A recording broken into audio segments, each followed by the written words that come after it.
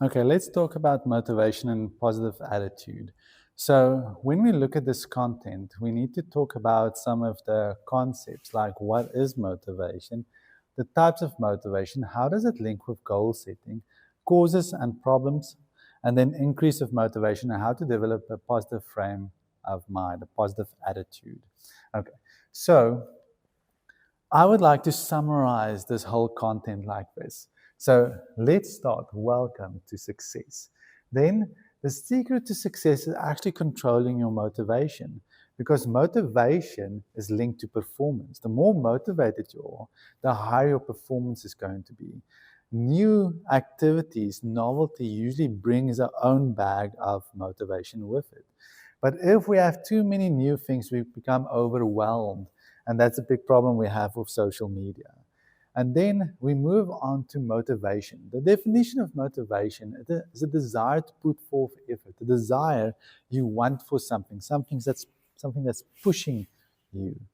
Then we go to the third block, and there's different types of motivation. We have motivation from the inside, intrinsic, and external, which is outside. So inside motivation is curiosity, wanting to learn something. Extrinsic is for money, rewards, praising from outside. So try just to be here very clear. And if you say something like finances, it can go either way. So be sure to define it very clearly.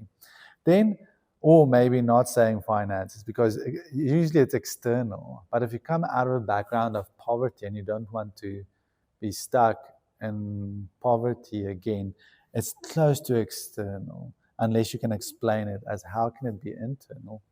Then motivation and goal setting. What happened is we can either be mastery orientated or performance orientated.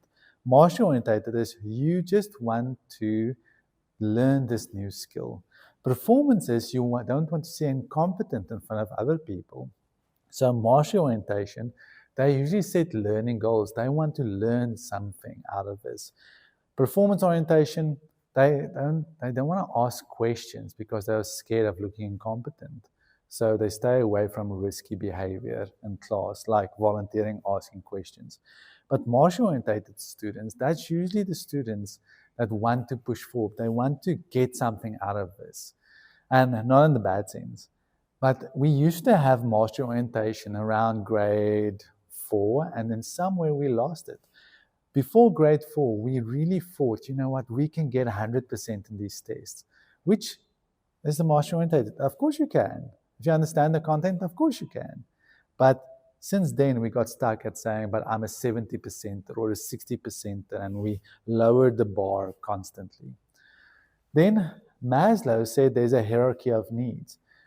You start at the bottom with physiological needs. If it's met, if you had enough to eat, you go to the next phase, the safety, security, and then love, belonging, self-worth, self-esteem, need to know and understand. You go up.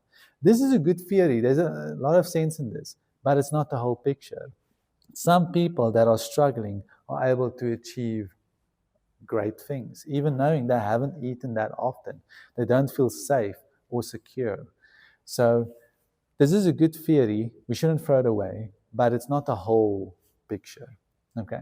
Then we need to make sure that we have something that can help us to increase the motivation. Things like set challenging but realistic goals. Don't over challenge yourself. Set mastery goals. Identify your value, the value of tasks. Positive attitude and talk. Break tasks down into smaller parts to get you going with less stress. Monitoring your progress in your learning. Trying to find out, but do you understand this content? Try learning, teaching it to someone else. Great interest in the task. Asking yourself questions. That's interesting. Learning from your mistakes. Richard Branson sees mistakes as a learning opportunity, and that makes him powerful. Then attitude. It's a state of mental position. If you have a bad attitude and bad perception on this thing that needs to be done, your attitude is influenced for the worse. But if you have a positive frame of mind, if you say, but this is something you want out of this, then it becomes positive. Controlling your inner voice, trying to put positive things inside of your inner voice, talking positively. Then rewarding yourself, and then Be a positive speaker and listening, and being persistent and patient with yourself. This is something that increases your attitude, and that is motivation and attitude.